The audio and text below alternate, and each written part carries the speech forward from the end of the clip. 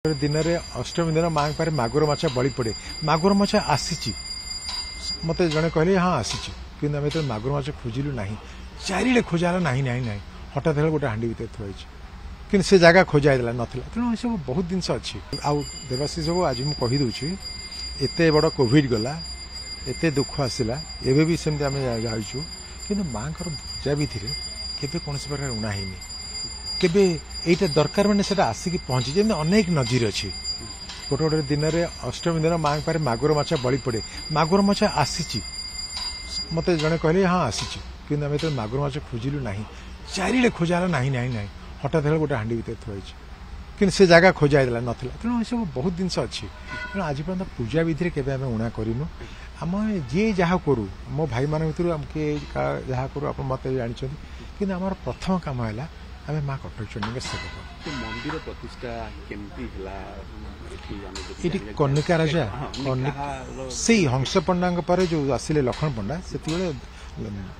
कनिका राजा जे से मासक 500 टका दौले मंदिर तोड़बार सहयोग करते जगह कि गोटे मणि बेवाली गोटे विधवा स्त्री लोकटीर तेणु से मंदिर है चलला चलला चलला किंतु एडमिटेडली मारवाड़ी संप्रदाय लोक मानकर ये मंदिर प्रति बहुत अवदान था जो धर्मशाला दुटा था अभी तो से इतिहास हो गला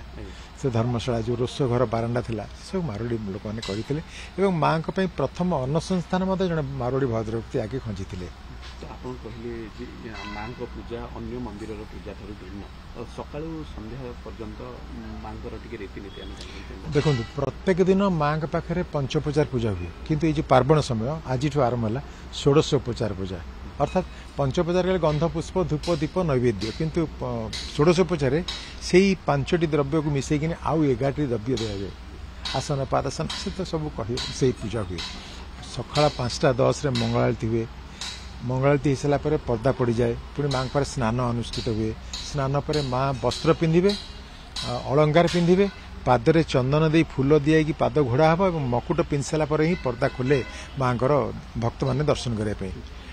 पाखापाखि 8:30 ରୁ 9ଟା भितर माँ प्रथम आलती हुए पुणी 12:30 ରୁ 1 भितर माँ धूप लगे पुणी 4टा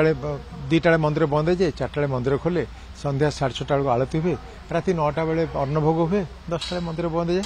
ये पार्वण समय मानक समय निर्घंटे व्यतिक्रम होता है।